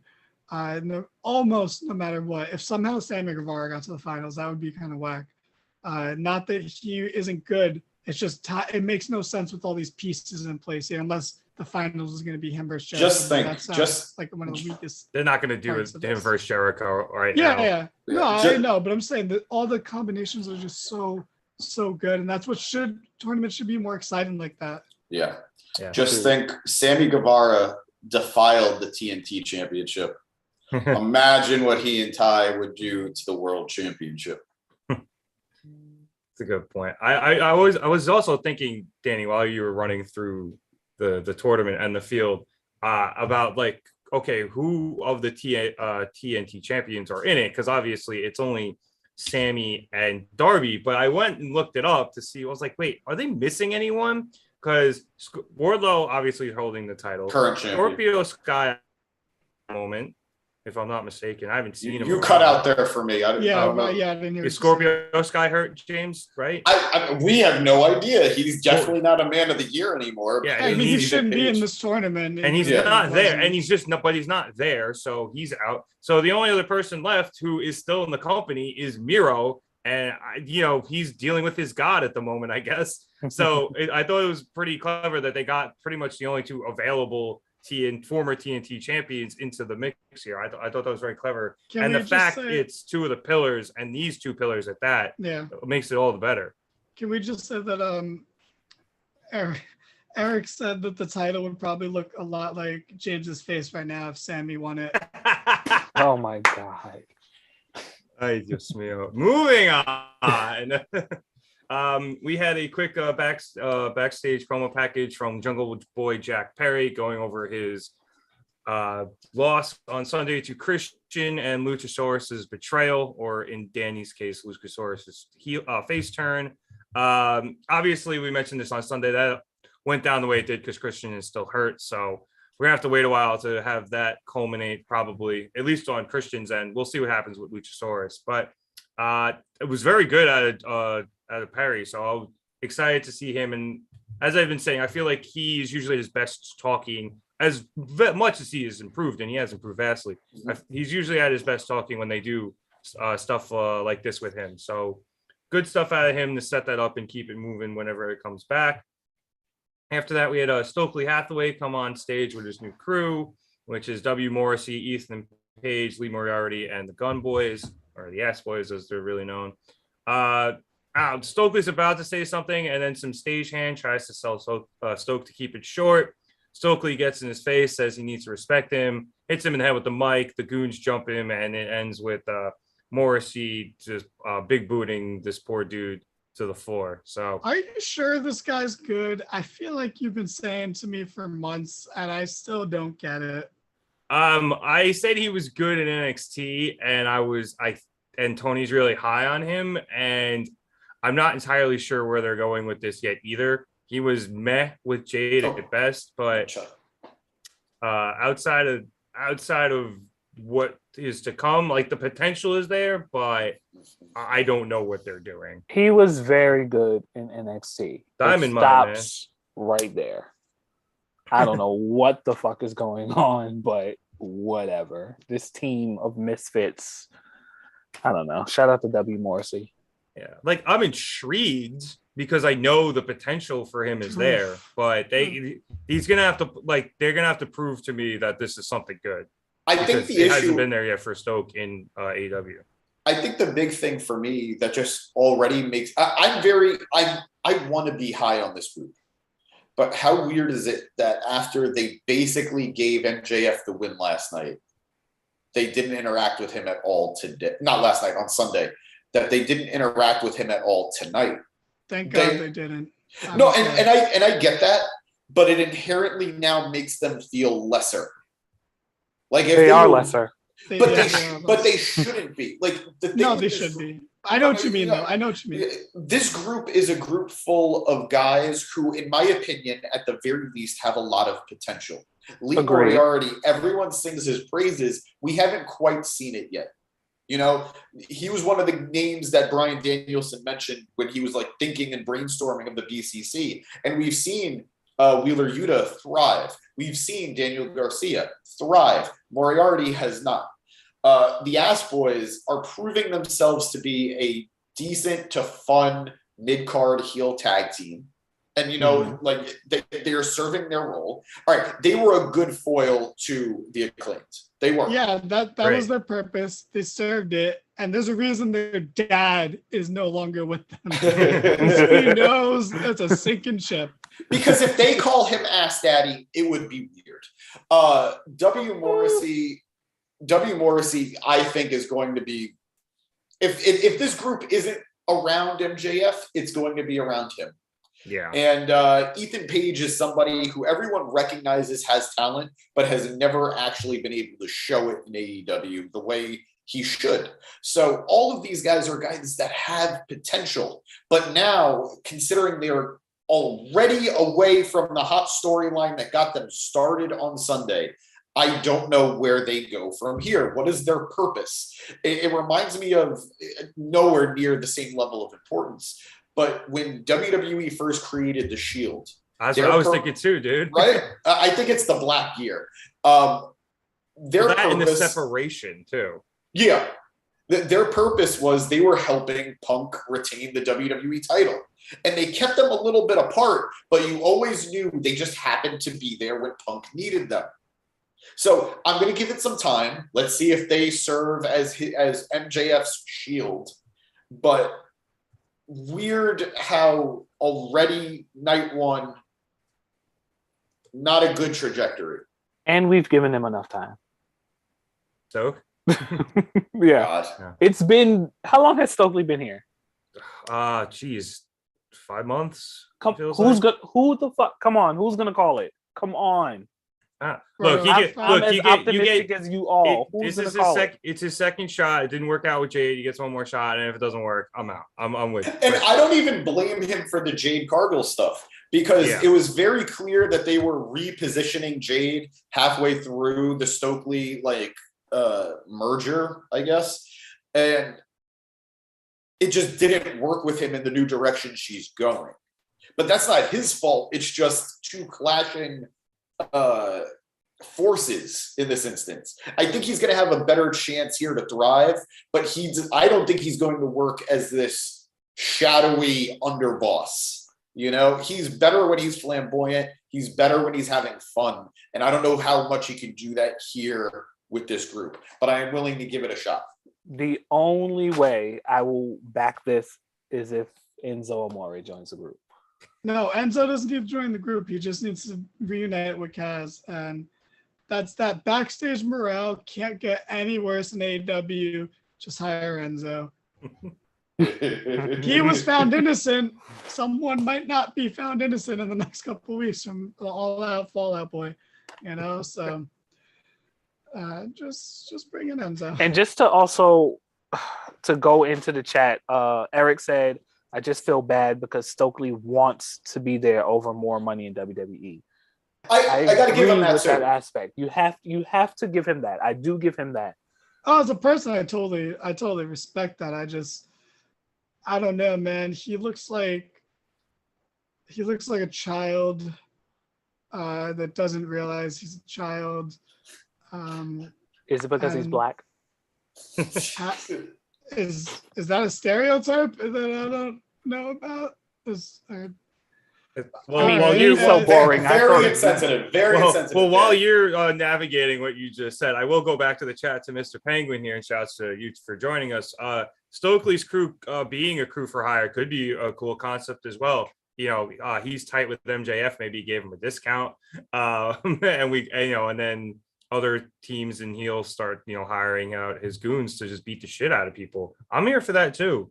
Just some sort of direction here. But goons being run by a goon, they need a, if someone, no offense, if someone cooler or someone I could take more seriously was running this, I believe it, because it's okay to be goon. Ass boys are 100% goons. That makes perfect sense to me. I don't know, maybe Joker, because this dude has fucking clown makeup on his face. Joker has goons and they're all incompetent, worthless morons. And that's a great way to describe the ass boys as characters. But Stokely is worse than them. He's even less serious. At least, what's his name in AEW? He's not there anymore, but Leo Rush. Was he still Leo Rush in AEW? Yeah, he was still he was. All right. He was that kind of mouthpiece for Lashley. But then when people would chase him, he would do these acrobatic flips and shit to get out of it. He had something to be like, hey, I can somewhat put my money where my mouth is. I have value. Yeah, as a wrestler. Leo Rush has value. I get what you're saying. I thought you meant Stokely has that too. Stokely has that too. It's W. Morrissey. Until somebody eventually takes him down, Stokely's just gonna hide behind him.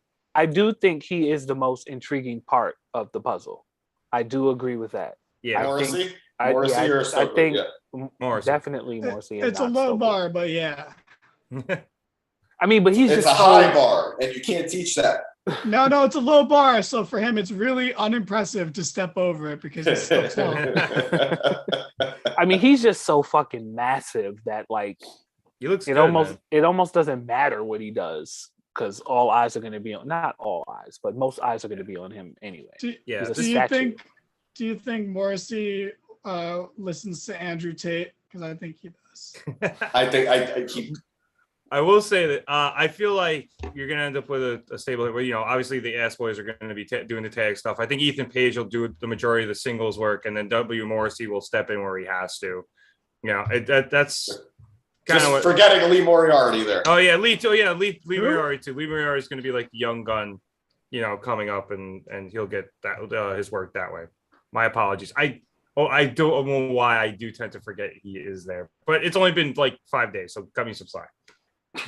As Chad said, last time you forgot he was there. On Sunday, he did it too. He was the one guy he couldn't remember was Moriarty. I thought there were more too. That's why I was like, I thought there were more of them. But... Not cool, man. He's Not proven cool. Reddit right. Not cool. Not cool. Next, we had a promo package. Yeah, well, the joke I was gonna make was freaking, as Chad said 5 minutes ago, we've already spent too much time on this, but since that got ruined. Next, we had a promo package for Claudio Castagnoli versus Dax Harwood on Rampage for the ROH World Title, which sounds very intriguing. So no, that sounds terrible because it's just another fucking loss for Dax to take. So I have the match will be one of the best matches of the year. I couldn't be less excited for it. I'm with you. I think it's going to be a well wrestled match, but I do agree with that sentiment. Dax doesn't need another singles loss. Dude needs a win. And finally, we come to the main event, which was Wheeler Huda versus Daniel Garcia for the Ring of Honor Pure Championship. Garcia got the hometown entrance with the live performance from West Side Gun. Obviously, both of them are from Buffalo. Garcia got huge face pops. Dan, I know you're saying some of the other people got the biggest pops. Garcia's was loud, man. He was very over in Buffalo. A lot of chants for him. They got the "Let's Go Buffalo" chant from the Bills going, and of course they brought back the "You're a Wrestler." There was a lot of really good series in this match. You had one where they were just German suplexing each other like 3 times in a row, and then they switched and went back and forth on it for a while, which was awesome. Great open hand strike exchange coming out of the last commercial break, which actually led to the ending of this match, where Wheeler is the one who ends up losing that exchange, and he gets knocked to the floor, and he's barely able to answer the referee's 10 count before he gets put into the Dragon Tamer, which forces him to use one of his 3 rope breaks. He then gets so frustrated that he punches Garcia with a closed fist, which for that he receives his only warning of using a closed fist. Obviously pure rules in this championship match. There's some more submission exchanges. Garcia then locks in an insanely deep Dragon Tamer, and Yuta Wheeler is forced to submit, and Garcia is your new Ring of Honor pure champion, which I think is great in this position for him, which we'll get to in a second. Bryan Danielson comes to the ring afterwards to show respect to Garcia. Wheeler actually stops him and makes sure he's the first person to shake Garcia's hand after beating him. Bryan takes the title, puts it around Garcia's waist, and lifts his hand. And as he's doing this, Jericho comes onto the stage and starts walking down the ramp in confusion and annoyance. And that's how Dynamite went off the air.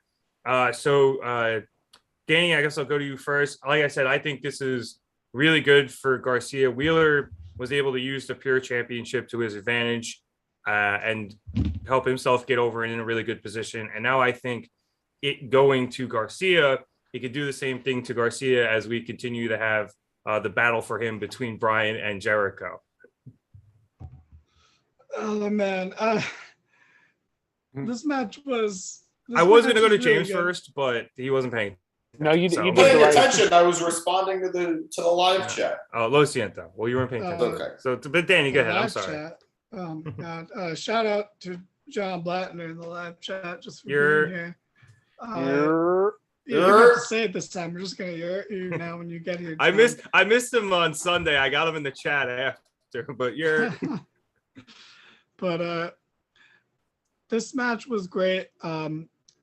I've gotten real cold on Yuta for no good reason. I've just kind of like, it was fun for a little bit, and now it's just kind of over and it's past. No, I think you're justified. They haven't really been showcasing him lately. Not on Dynamite. He gets a lot of his stuff on Rampage and on Ring of Honor pay-per-views, but he hasn't been on Dynamite. No, definitely. Yeah. But if Dynamite is the main show and he hasn't been on it, and he was on it for a long time, he was really getting highlighted there. Yeah, so I he hasn't been wrestling justified. No, I agree. I'm just saying he's getting highlighted other places. Yeah, like we talk about sometimes with the BCC kind of being all over the place because of Punk. Honestly, as Punk's injury, the BCC has lost a little of its focus. As much as it's cool when Mox and Claudio and Yuta are holding titles, but it's not cool because Bryan's the best one out of all of them. He's not holding the title, but at least the second best one's holding the title and the third best one's holding the title and Yuta's holding the title. But you know, the match was good. It makes perfect sense story-wise, especially that they had the match at the pay-per-view and Yuta won that. So, right, that was at the pay-per-view. The Death yeah. Mm-hmm. So it makes sense for it to come full circle. You know, now that Garcia's realized that he's a wrestler and not a sports entertainer, he kind of knows what he has to do to beat Yuta, and it's very interesting. I thought Yuta shoving Bryan so you could shake Garcia's hand was an interesting wrinkle to this because, you know, we haven't seen, because the BCC is not fucking doing anything together, like to talk to each other. They never talk to each other. We haven't gotten to see Yuta's reaction to be like, why are you recruiting this guy that I've fucking like gone to war twice, with, you know? Yeah. Like what the fuck? You know, we haven't gotten any of that because, you know, as much as I love the Blackpool Combat Club, they've been so scattered between Bryan's injury and Punk's injury, and it's, you know, it's a consequence of circumstances. It's not necessarily anyone's fault, but the match was really It was really good. You can only justify this as the main event because of it being in Buffalo. Otherwise, there's no reason for Hangman or Bryan to not be in the main event. Other than the fact that Bryan doesn't seem to like wrestling the main event, so you can't telegraph when the finishes of his matches are coming. But you know, that's a brilliant point. Yeah, that's fair. And Bryan's the only person to think like that. Yeah. Also, too, Tony does try to put a title match on in the main event, no matter what title it is. So, I mean, we've seen the Ring of Honor Women's Championship main event of Dynamite. So, if there's a title match on it, it wasn't the best match, but if there is a title match on the card, like 9 times out of 10, it will be the main event, which makes sense to me. True. Title match should be the most important thing. Yeah, that's true. In hindsight, I agree with that. But this was fine, especially because the show, it's weird with wrestling because I feel like main events matter a little less than they used to. And, you know, if everyone's tuning in because of the fallout of what happened and the MJF stuff, those are things you got to adjust right away. Like you can't have, I would love an MJF main event promo segment, but that's just not what AEW does. So like, you know, you can't really do that. And then you can't obviously. Oh my God, Tony! First of all, can we give Tony Khan some props for recording that video as opposed to coming out and talking live? Yeah, crowd? Thank God. That's not his strong suit. Yeah, speaking of guys who do better in pre-recorded segments, and you could tell he had the prompter there, so he just he ripped it off the prompter, which he does. Yeah. Plenty of times for corporate stuff anyway, so between the Jags and AEW. So I had no problem. EPL team owns. I had no problem with this being on as the main event. Otherwise, on this episode alone, any other week, I'm not into this match anymore. As bad as I think that makes me sound, because I was super into Huda, and like I'm into the Garcia stuff right now, but this was a risky main event to put on, but it delivered, and the crowd helped a lot. And oh my God, after I complained about it on Sunday, someone got performed to the ring and won a fucking match. So I'll take that win where I can get it. I guess. Streak is over. Yeah, I think you're right there. I think obviously it being, Garcia in his hometown in a pretty hot feud, helped boost this to the main event as well. And that's probably why they held it off until now in general. As to the thing with him and Wheeler, I think with the BCC in general, and this is a real show don't tell thing, like you got to prove yourself to be in there.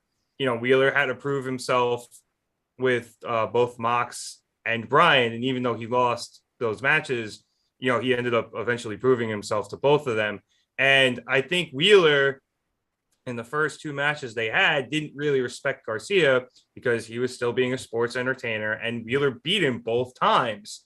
So now Garcia comes in, he's wrestling again, and he's not only able to beat Wheeler, he's able to beat Wheeler clean and with a very, very good submission.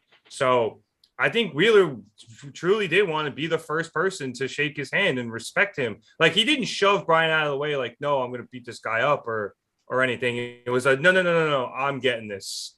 He wanted to make sure that he was showing that level of respect that those guys originally showed him. I guess so. With that, James, I imagine being a former Ring of Honor roster member yourself, you must have loved this match as well, because I will admit it took me a second to warm up to the pure rules when I was first watching them, but now that I've gotten used to it, these matches are amazing, and especially between these 2 guys, I absolutely love them. I adored this match. I adored their series so far. I truly regret not having the opportunity to watch their 1-hour draw, because I'm sure it was fantastic on the indies. These are 2 rising stars, in my opinion.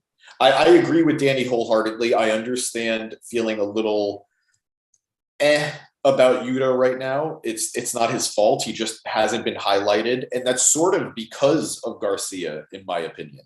Yes. There's a part of me that was actually wondering if maybe we might get the switcheroo, that we might get Huda betraying Bryan and the BCC to join the Jericho Appreciation Society, and Garcia takes his spot in the BCC. I don't want that to be the case, but I can understand, given the fact, like Danny and you and everyone and Chad said, that why are you congratulating this guy who's been like a constant nuisance and a constant thorn in my side specifically? Mm-hmm. So I thought it. I don't know if they go that route, but it's an interesting thought process. But yeah, suck. I'm inclined to agree, but I will say I think this series has been fantastic, and it's shown growth from both men. We've seen Garcia constantly going after Huda at the Ring of Honor pay-per-view. He gave him his best, and then at the end of it, he flipped him off. He refused to shake his hand, flipped off the crowd. And now these two men are shaking hands after a grueling match. Brilliant technical wrestling. And I loved every second of it. I love the reversals, the sharpshooter into the, what was it? A crossface at the end. Yeah, I believe it was a crossface back into the sharpshooter, and then Dragon Tamer, as he's calling it now. The Dragon Tamer, and then you see Garcia going all the way back as he does, and Huda still does his best to try to get like a chokehold on him. I thought it was incredible back and forth.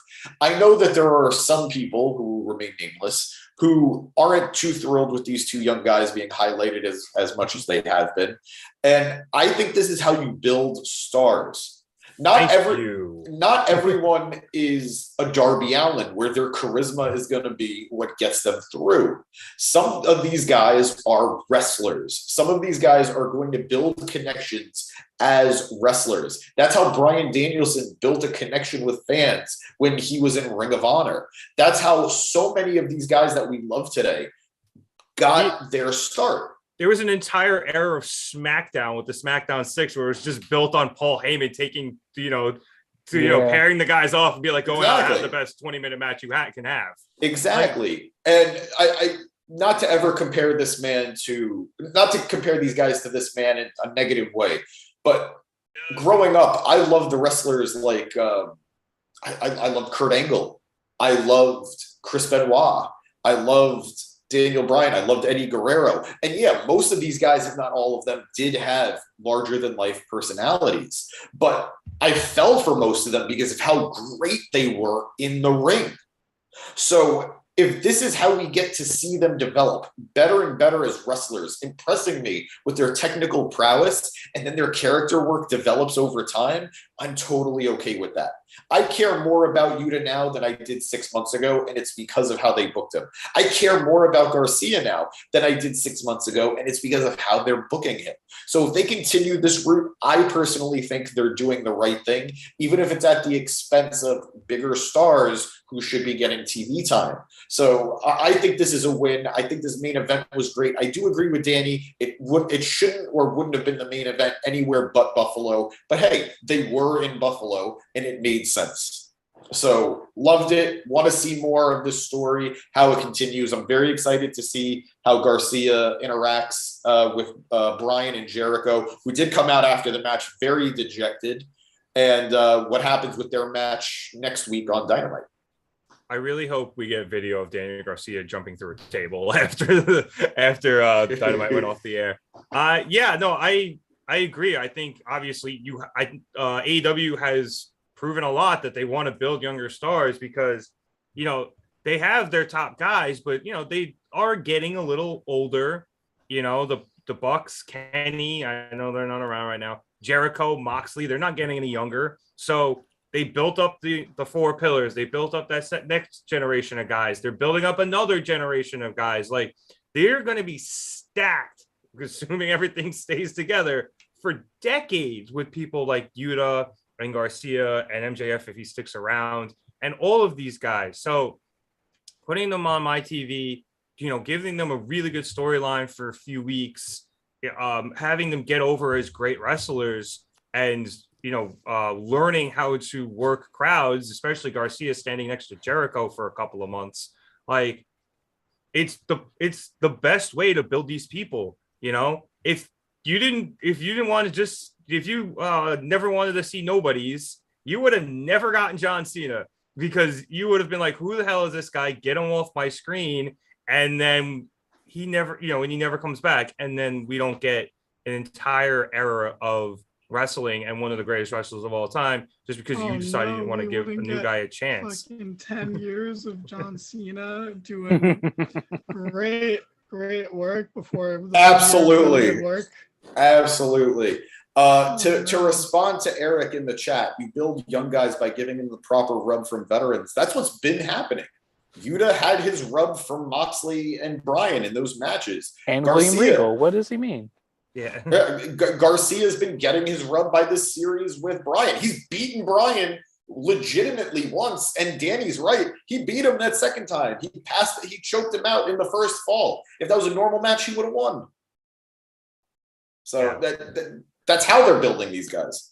Yeah, and they're also building them, together at the same time. They're creating what could be a rivalry that could go really long if they want. Even if Garcia does end up teaming with the BCC for a while, they're not going to stay together forever. And you have two guys who have had a really, look, if they stay together forever, I'm here for it. But if they don't, you have two guys who have had a really good series of matches with each other, and you can call back on that if you want to do it again.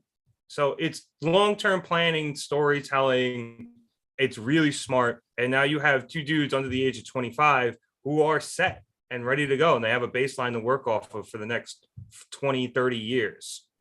Chad, I apologize for going to you last again. It's fine. We keep getting into these shit. Best for last. I'm actually glad you came to me last because something that Danny said kind of sparked some new ideas. So I will say, number one, I think the match was great. I went into this, I'll say that I was pleasantly surprised because I went into this not cold, but maybe lukewarm on Yuta. As you guys said, he hasn't been utilized lately. So I think out of sight is out of mind. I wasn't thinking about him, so I kind of wasn't there. And Garcia's been getting, the push, so I'm fine with that. But I kind of when the match first came on, I kind of thought like, oh shit, another fucking ROH match on AEW. Get these guys a TV show. But then as the match, I agree with that part of the statement. I'll agree. Get these guys. That was the only thing. Like the spirit of Eric Grisanti came on me for like 2 minutes prior, and I was like, I don't want to see this. I'm a little tired. But then when the match actually started and happened and throughout the match and I saw the locks and holds, I was like, oh, fuck. Okay. I get why these guys are on my TV again. You have to keep utilizing these young guys. I don't know what Eric is talking about. When you say veteran, I mean, if Bryan Danielson, John Moxley, William Regal, and Chris Jericho are not veterans, then I don't know what the fuck they are. However, what did you hear the names of the people I mentioned in that group? Like, what are they if not borderline legends? But anyhow, yeah. From there, I settled down. I watched the match back and forth. I was like, damn, this shit is good. This is the third or fourth match from them. Third under the AEW Ring of Honor umbrella. Fourth high profile because they had a big one on the indies that was like an hour long time draw. Okay. I go with what you guys said, where 5 years from now, when they're much bigger and the light is shining just a little bit brighter, you can always go back and say, oh, I remember when they were fucking it up 5 years ago for the first few times in the main event.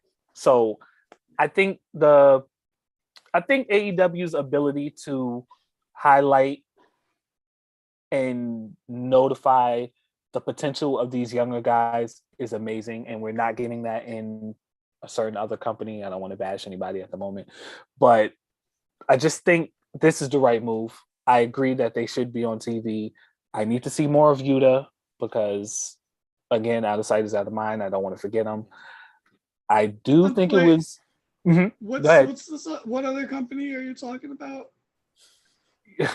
You say you don't want to name names, but I actually am kind of interested. I just am not going to take the disrespect of the build to the sub Dominic Mysterio to the Dom Rhea Ripley right now. Okay, or honestly, they are building him perfectly. I could almost agree with you, but aren't you one of the guys flying the fucking Austin Theory flag? You know? No. Okay. So see, this is why. This is why he was End the clearly show, ref, referring. send us some. He was clearly referring to GCW. I don't know what you're talking Right. about. But this is why I didn't want to say the name, because I didn't want to do this with Daniel Hernandez. But anywho, they're building these guys just fine. I'm here for it. It's fine. Everybody relax. Sorry, I was reading. Eric just wrote like a fucking like book in the chat. Let's read it. We have a little time. Let's read it. It's forced. They're trying to do Jeff Hardy Taker moments, blah, blah, blah.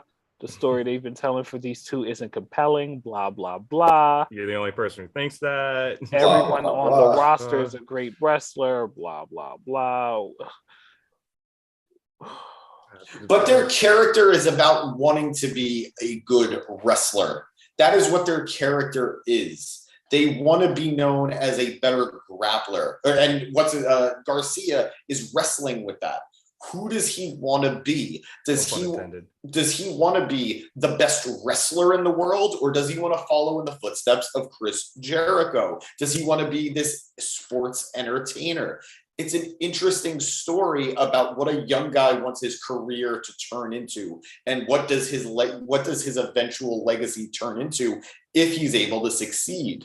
It's a fascinating story, in my opinion. And, you know, I never want to tell someone that they're wrong for not liking something. Eric, you're absolutely right if you feel this doesn't work for you.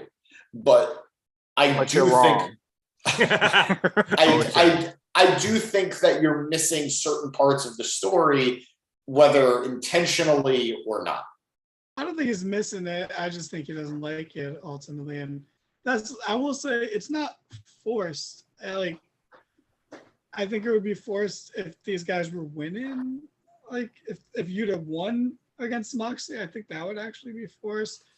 I think the Garcia stuff's a little different, but they're striking a good balance of it. But. Yeah, because like Garcia's first win against Brian was a little dirty. Hager like jumped in there and helped, and then he got the clean submission against Brian in the 2 out of 3 falls match, but he did eventually lose the match. I think that's a good balance. That's clean. Those are all clean. Brian sucks. He can't handle a little bit. Bro. Like, what the fuck, man? He's a jobber. Get him off my TV screen. The best friends as faces cheat all the time, and the heels can handle it. So what excuse does Brian have?